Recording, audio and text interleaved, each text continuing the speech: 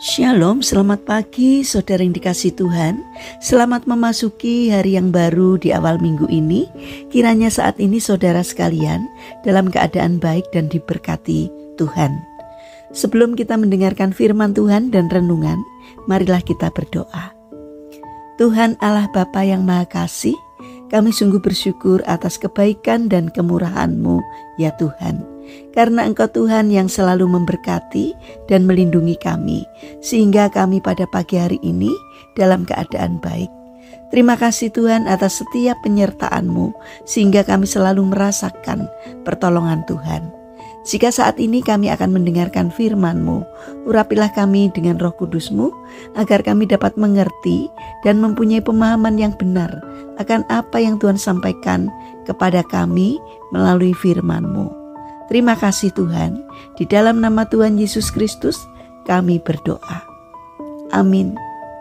Saudara yang dikasihi Tuhan, bacaan firman Tuhan saat ini diambil dari TB2 Injil Lukas pasal 15 ayat 31. Demikianlah sabda Tuhan. Kata ayahnya kepadanya, "Anakku, engkau selalu bersama aku, dan segala milikku adalah milikmu." Tema renungan saat ini adalah milikku adalah milikmu juga. Saudara yang dikasihi Tuhan, dalam sebuah pertemuan yang diadakan oleh Dr. J. Wilbur Capman, seorang pria berdiri untuk memberikan sebuah kesaksian. Kesaksiannya adalah demikian. "Aku pernah tinggal di Pennsylvania sebagai seorang gelandangan selama beberapa tahun. Pekerjaanku hanyalah mengemis di jalanan agar dapat bertahan hidup. Suatu hari aku menyentuh bahu seorang laki-laki sambil berkata, 'Tuan, beri aku sedikit uang.' Segera laki-laki itu membalikkan wajahnya ke arahku, dan betapa kagetnya aku karena wajah itu sangat kukenal. Ternyata ia adalah ayahku. 'Ayah, apakah engkau tidak mengenalku?' kataku. Segera kedua tangannya memelukku dengan erat, dan sambil menangis ia berkata, 'Aku sudah menemukanmu, dan kau perlu tahu bahwa semua yang aku miliki adalah milikmu.'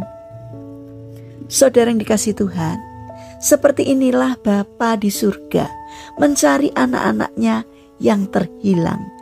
Ia mencari dengan penuh kerinduan, bukan agar sekedar kita kembali kepadanya, melainkan ia mencari kita agar kita kembali kepadanya dan menerima kekayaan yang disediakannya melalui Kristus Yesus bagi kita.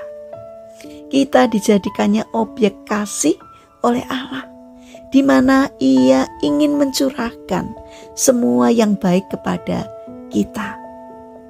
Allah tidak pernah menyayangkan sesuatu bagi kita anak-anaknya. Dalam Roma 8 ayat 32 dikatakan demikian. Ia yang tidak menyayangkan anaknya sendiri, tetapi yang menyerahkannya bagi kita semua. Bagaimanakah mungkin ia tidak mengaruniakan segala sesuatu kepada kita bersama-sama dengan Dia? Saudara yang terkasih, jika kita tahu bahwa Allah menyediakan semua yang baik bagi kita, mengapa kita masih tinggal dalam kehidupan yang terpisah jauh dari Allah? Sudah cukup banyak waktu yang kita pakai untuk melakukan hal yang sia-sia. Kini saatnya sekarang kita untuk kembali kepada Allah. Kesenangan dunia ini hanyalah sementara, tetapi apa yang Allah sediakan bagi kita adalah kekal adanya. Saudara yang terkasih, mari kita kembali kepada Bapa untuk hidup dalam pertobatan. Karena Tuhan sudah mengampuni kita saat kita menjadi orang-orang yang berdosa dan durhaka.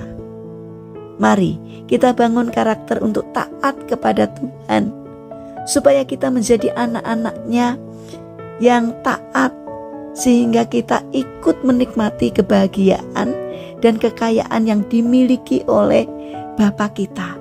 Karena kita ini adalah anak-anaknya yang diberi hak untuk menjadi ahli waris di kerajaan surga. Mari kita berdoa.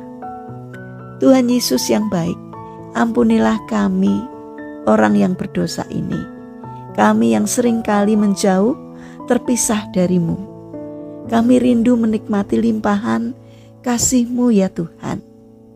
Bapa yang penuh kasih, kami berdoa untuk bangsa dan negara kami, terutama pimpinan negara kami, Bapak Presiden. Berikanlah hikmat-Mu ya Tuhan, agar di dalam memimpin negeri ini, dalam setiap keputusan apapun yang diambil seturut dengan pimpinan Tuhan. Berikanlah pertolongan kepada bangsa kami agar dapat berpikir dan bertindak secara bijak, berusaha untuk mengutamakan kepentingan orang banyak, bukan untuk memikirkan kepentingannya sendiri atau kelompoknya sendiri. Kiranya Tuhan yang membimbing mereka agar bangsa kami memiliki karakter yang baik, mempunyai budi pekerti yang luhur dan mulia, tidak mudah dipengaruhi oleh pihak-pihak yang tidak bertanggung jawab. Bapa yang baik, saat ini kami mendoakan bagi saudara-saudara kami yang mengalami permasalahan atau kesulitan hidup. Kiranya Tuhan membimbing mereka sehingga mereka mampu menemukan jalan keluar. Kami mohon Tuhan berkenan hadir untuk menolong dan memberkati mereka. Terima kasih Tuhan. Saat ini kami ingin menyerahkan setiap rencana aktivitas kami hari ini kepadamu. Sertailah kami dalam menjalankan karya kami hari ini. Kiranya Tuhan memberkati kami dan apapun yang kami lakukan boleh mendatangkan berkat bagi sesama kami. Bapa yang penuh kasih, kami berdoa bagi mereka yang terbaring sakit. Kami mohon Tuhan hadir untuk menjamah dan menyembuhkannya. Terima kasih Tuhan atas setiap kebaikan dan kemurahan-Mu. Dalam nama Tuhan Yesus Kristus kami berdoa. Amin. Puji Tuhan, saudara yang terkasih, kiranya firman Tuhan dan renungan hari ini dapat menjadi berkat bagi kita semua. Haleluya.